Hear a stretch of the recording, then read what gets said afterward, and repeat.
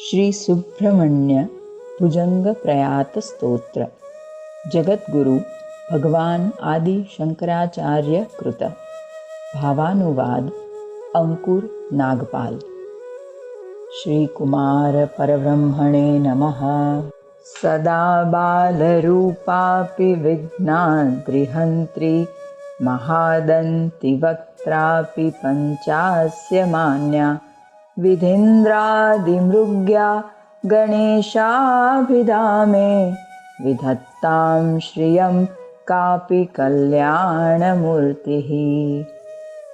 अर्थात सदा बाल स्वरूप होते हुए भी जो पर्वत जैसे बड़े बड़े विघ्नों को नष्ट करने में समर्थ है, महान हाथी के मुख वाले होते हुए भी जो सिंह के समान मानी जाती है, ब्रह्मा शिवजी आदि के द्वारा जिसको खोजा जाता है, ऐसी गणेश नामक कोई कल्याण मूर्ति मेरी श्री अर्थात बुद्धि का विधान करे।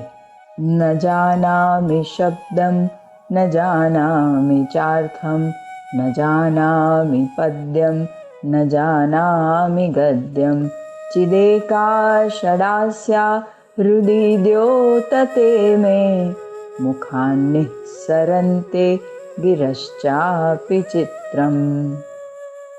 अर्थात मैं न शब्द को जानता हूँ और न ही अर्थ को, न पद्य को जानता हूँ और ना ही गद्य को। मेरे हृदय में केवल 6 मुखों वाली कार्तिकेय रूपी ज्ञान मूर्ति प्रकाशित हो रही है, जिसके कारण आश्चर्य है कि मेरे मुख से ये वाक्य निःसृत हो रहे हैं। मयूराधिरूढ़ं महावाक्यगूढ़ं मनोहारिदेहं महच्चित्तगेहं महीदेवदेवं महावेदभावं महादेवबालं भजे लोकपालम्।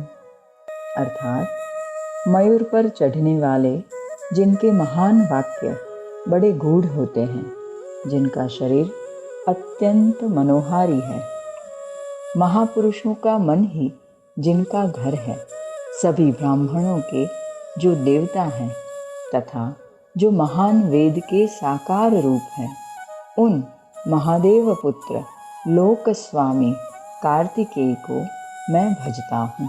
यदा सन्निधानं गता मानवा मे भवाम्भोधिपारं गतास्ते तदैव इति व्यञ्जयन् सिन्धुतीरे यास्ते तमीडे पवित्रं पराशक्तिपुत्रम्। अर्थात जैसे ही मानव लोग मेरे इस सन्निधान अर्थात मंदिर में आएंगे, वैसे ही वे संसार समुद्र से पार हो जाएंगे। यही दिखलाने के लिए जो समुद्र तट पर विराजमान है, पराशक्ति के पुत्र उन पवित्र मूर्ति कार्तिकेय की मैं स्तुति करता हूँ।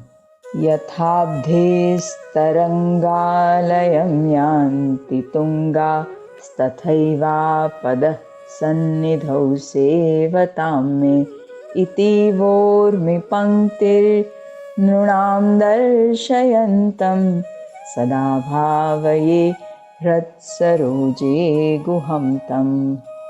अर्थात जैसे समुद्र की ऊंची उठने वाली तरंगे शांत हो जाती है, ऐसे ही मेरी सन्निधि में आने वालों की आपत्तियां भी शांत हो जाती हैं। इस प्रकार लोगों को समझाते हुए समुद्र तरंगों को दिखलाने वाले उन भगवान गुह कार्तिकेय की मैं सदा अपने हृदय कमल में भावना करता हूँ। गिरौ मन्निवासे नरायेऽधिरूढ़ा स्तदा पर्वते राजते तेऽधिरूढ़ा इतीव ब्रुवन् गन्धशैलाधिरूढ़ः सदेवो मुदे मे सदा षण्मुखोस्तु। अर्थात पर्वत पर जो मेरे मंदिर में चढ़कर आते हैं, वे पर्वत के समान जीवन की ऊंचाइयों पर पहुंच जाते हैं। ऐसा बोलते हुए जो स्वयं गंध पर्वत पर चढ़ गए, वे 6 मुखों वाले देव कार्तिकेय सदा मुझ पर प्रसन्न रहें। महाम्भोधितीरे महापापचोरे मुनीन्द्रानुकूले सुगन्धाख्यशैले गुहायां वसन्तं स्वभासालसन्तं जनार्तिं हरन्तं श्रयामो गुहन्तम्।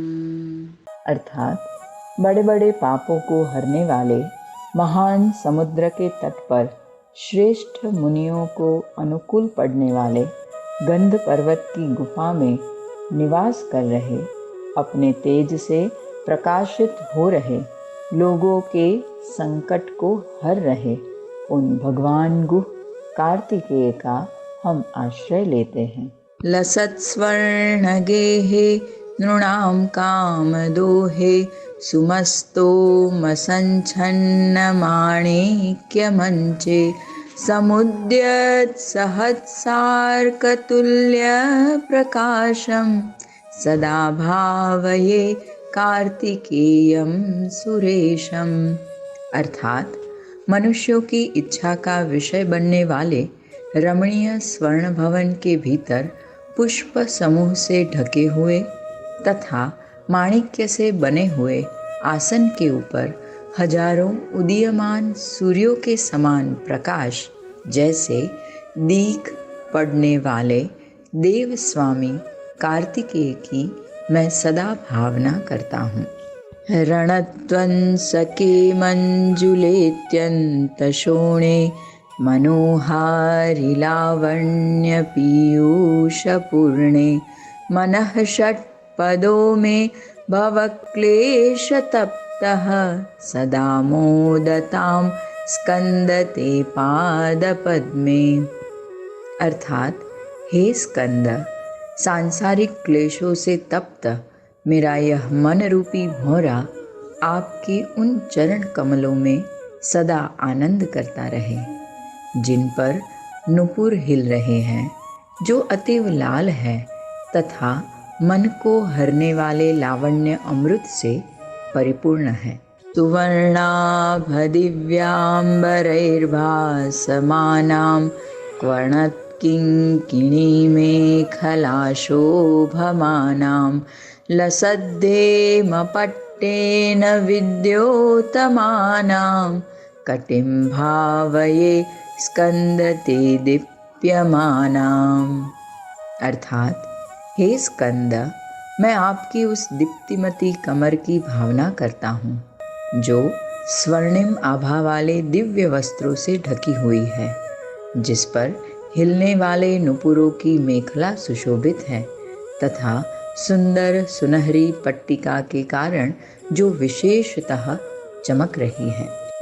पुलिंदेश कन्या घना भोगतुंग स्तनालिंगनासक्त काश्मीररागं नमस्यामहं तारकारे तवोरः स्वभक्तावने सर्वदा सानुरागम्।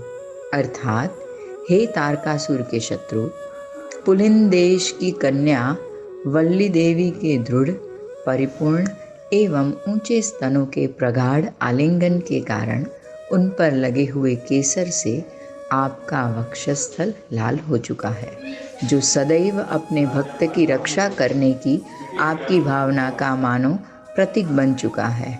मैं उसको अनुरागपूर्वक नमस्कार करता हूँ।